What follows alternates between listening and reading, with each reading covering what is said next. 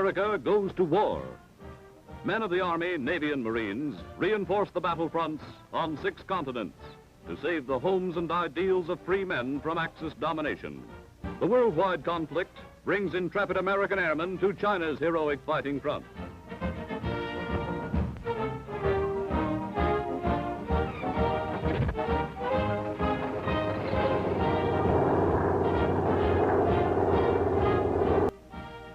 "10,000 miles from home, men and supplies pour in through India, the last doorway to China. Cheerful yet determined, welcome strangers in a strange land."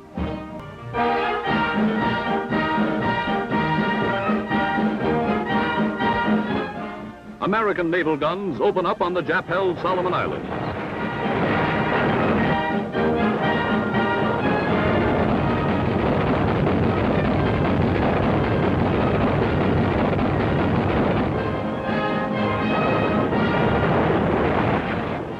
At Guadalcanal, United States Marines in a swift, surprise invasion add new glories to the fighting career of their illustrious corps.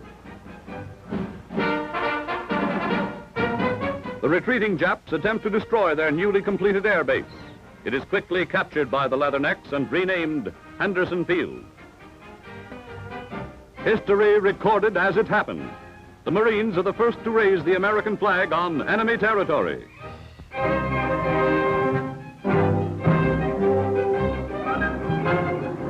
Seeking out and blasting Hitler's U-boats is the rough, tough job of naval aviators and men of the Coast Guard.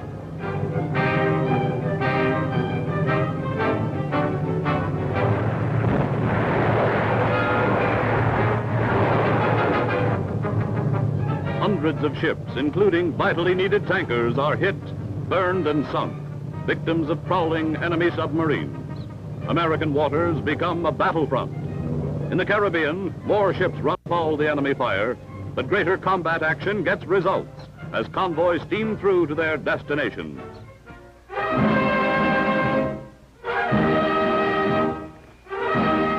Russia meets the grim test.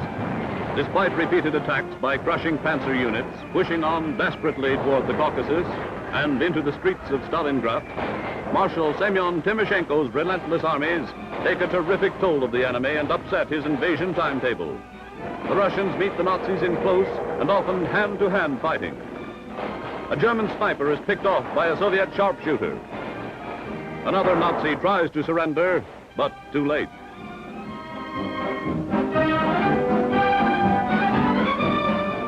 Britain's Prime Minister flies to Moscow. Eyes and ears the world over are focused on a conference of historic importance. Churchill meets Stalin behind the walled fortress of the Kremlin.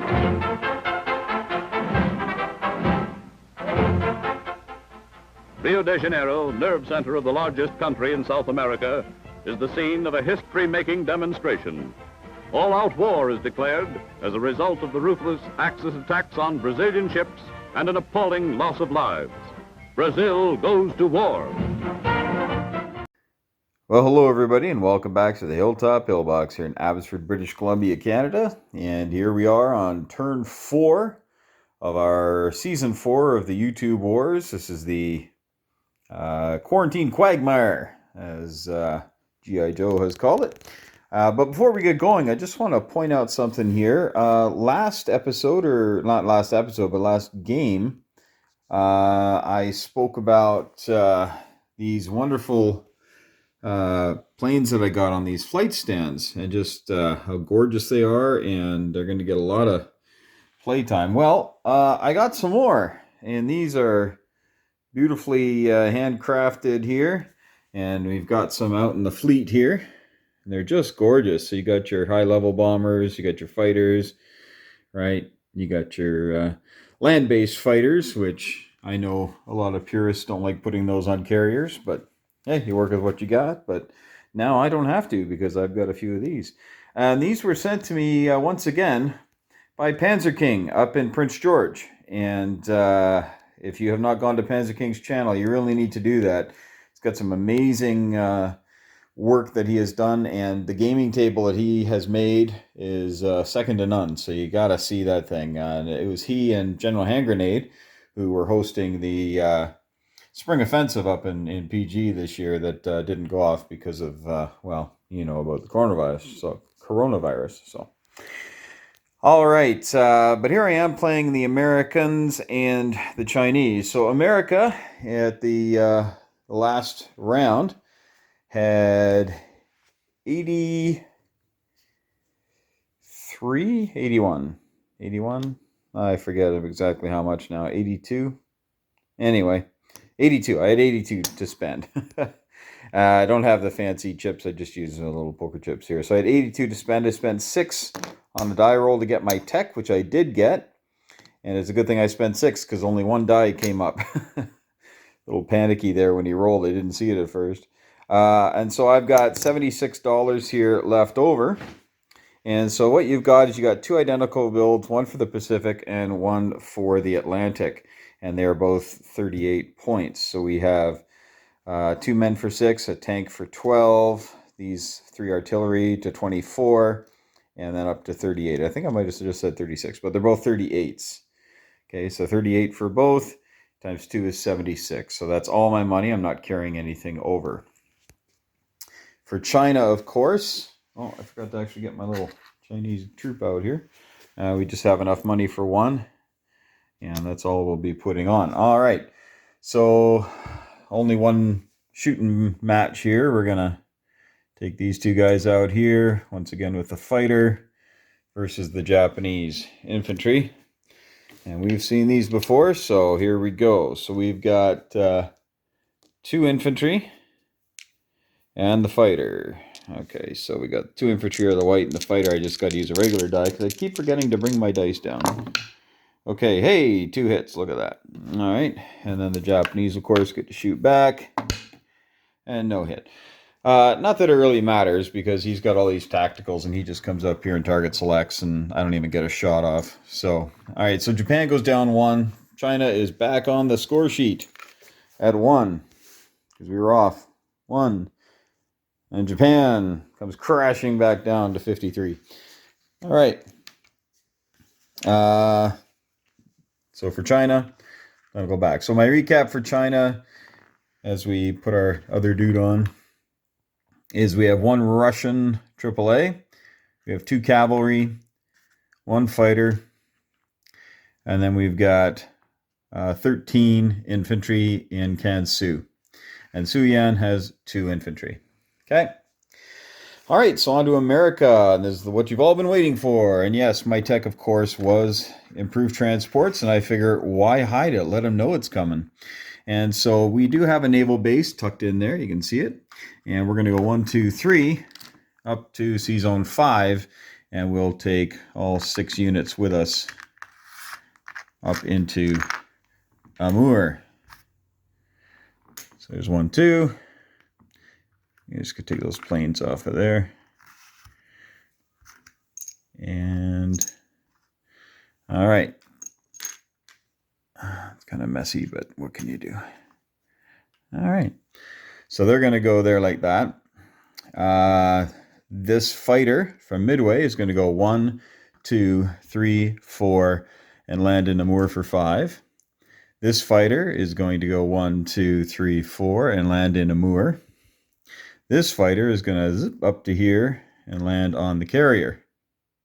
Okay. I think that's it for non-com. These guys are still on Midway. Actually, we're going to take that guy off of there. We're going to put that guy. Whoop. See, I don't have magnets on mine, on the carriers, so these things still sometimes fall over. But they're gorgeous, so I don't care. All right. So that fighter flew there. The fighter from there flew up to there, so that's easy enough. 2 transports are going to come on out to Midway. And they're going to bring all 6 units with them. So I'm just going to chip out that one there. And once again, I'm filming on my phone. My camera has kind of abandoned me as of late. I got to get some work done on it. So these 6 units are going to come on out. Okay. So those are all on Midway. They're not on the transports. Okay, so that's the western U.S. All right, over here, we have 4 transports, and we have 2 destroyers and a cruiser. Well, they're all going to come in 91. And of course, the transports aren't empty. Now, with the improved transports, I can carry 1 infantry plus 2 other ground units. So we have 4 transports, which means I can grab 4 infantry. I'm going to slam down here into Morocco. And then I can carry 8 other units. So we have 3 infantry. I'm going to make this look nicer when I do my recap. 5 tanks. And then the 2 fighters are going to come down and land in Gibraltar, of course. And then the British are going to build an air base there, and then we know what happens. Look out. And the bomber is also going to come down and land in Gibraltar. And I believe that is it for strategic moves. So I will now put the builds on, and they're equal, so it's pretty simple to divvy them up that way. All right.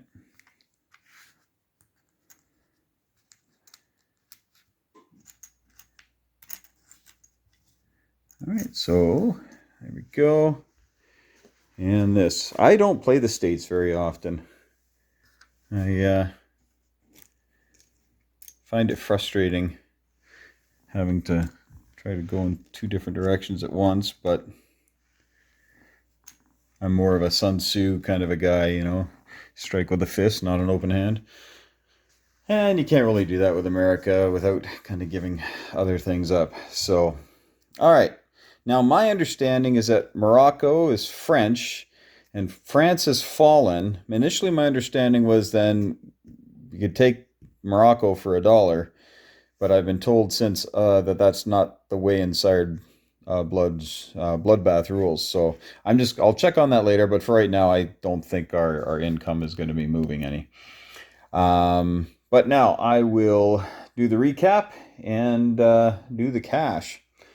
All right, so we have in C-Zone 101, 2 transports. In the eastern United States, we have 1 tank, 2 men, and 3 artillery, and 2 AAA. In C-Zone 91, we have 4 transports, 2 destroyers, and 1 cruiser. In Morocco, we have 5 tanks, 4 men, 3 artillery, and a partridge and a pear tree, I think. All right, now over here,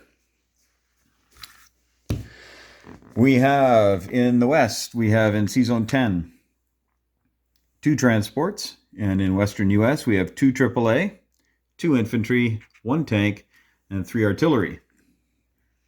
On Midway, we have 2 fighters. We have 2, what's that called? Artillery, 2 mech, and 2 infantry. In C-Zone, whatever that is, 25? C-Zone 25, we have 4 destroyers, 3 submarines, 2 cruisers, 1 battleship, and a partridge. Oh, I already did that one. And then we have a carrier that has a fighter and a tactical upon it. In Hawaii, we have 1 man and 1 anti-aircraft gun. And that is it for the Americans. So no shooting here on round 4, but hey, at least we're in a position now to have some fun. This here is just a quick wrap up of last round and into this round. So we look at the money. The Germans and the Japanese went up a total of 25 this round. And we're going to be dropping down a little bit for the Americans. I think we're going to be dropping down 7, I think. And then China, obviously, we're down to 1 now with China. It's just been a precipitous fall, but there's nothing to be done for it. I mean, if I come out of this corner at all, it's curtains, and it may be anyway, but that's what it is. Got to find out how to play China differently when Japan decides China can't survive. There's really not much you can do. It comes down to math. I mean, you can do all the razzle dazzle you want, but if you split these forces up, they're just going to get massacred by the what do you call it? Target select, by all the tacticals. They got 8 tacticals, and those come in and target select and probably hit 4 or 5 of your guys, and they don't even get a shot back. So that was last round for me, although I kept forgetting it was tactical. But yeah, anyway. So the Soviets went up 7 this round thanks to Lend-Lease. And yeah, Britain is dropping way down. Britain's down in the 30s now, or the 20s. I think they're down to 28, and then whatever bonuses they got. They were at, I think they were at 39 or something at the end of last round, or 40, 44 maybe. Anzac's having the game of their life, though. It's really good. Matt Todd doing a good job there. And Canada's up too, because they took Brazil. If you missed Matt Todd's video, you should take a look. Some nifty maneuvering. So the Canadians, this is actually an old Anzac transport that came across from the South Pacific and up into Brazil. And so poised to lend a hand here in the Atlantic.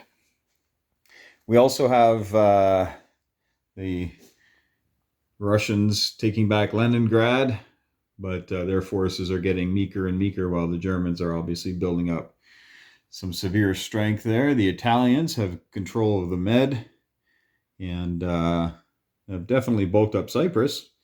They're going to get the Greeks and Turks to behave themselves, I guess. I don't know. Japan is doing what Japan does, trying to grab some money islands, but the Anzacians are once again, they're gonna rake in a lot of money again, because they got 29, and they didn't lose anything this round. So they'll be up above 30 possibly at the end of this turn. That's a lot of money to give to these guys. We're going to see if Japan's got to make a move on that. All right. Well, that's pretty much it. Oh, I didn't do the what's in Amur. Okay, so we've got in Amur, we've got 2 fighters. We have 3 infantry, 1 artillery, and 2 mechanized vehicles. Okay. And then, of course, the Soviet infantry is there as well. All right. All right, that's pretty much it, folks. Short and sweet. And hey, thanks for watching. And we hope that you are enjoying this. I know I am more than the last game, that's for sure, where we tanked before the end of round 4. Here, we're getting to the end of round 4. So I'm going to pass it over to my good friend Hambone. He is playing the UK and the USSR. And then Matt Todd is Anzacana France, or Anzacana Rance, or something like that. And we're, if I didn't say it already, Detroit is Germany and Italy, and G.I. Joe is skillfully playing the Japanese here. And we'll see what his answer is to all this craziness on turn 5. YouTube Wars Season 4. We'll see what we see. Okay, so I remembered to do the recap, but I forgot to do the money. So I carried over nothing from this last round, and I'm down to 50 because I lost the Philippines, and but I do have all of these, and this is worth 10 because it's per territory in the East and West, so that's 60, 65, 70. So America will be coming with $70 dues for next round, and so yeah, we're dropping 7 there because we lose the bonus and we lost the Philippines, which we will not be getting back anytime soon. And yeah, anyway, thanks so much, folks. Let's go Hambone.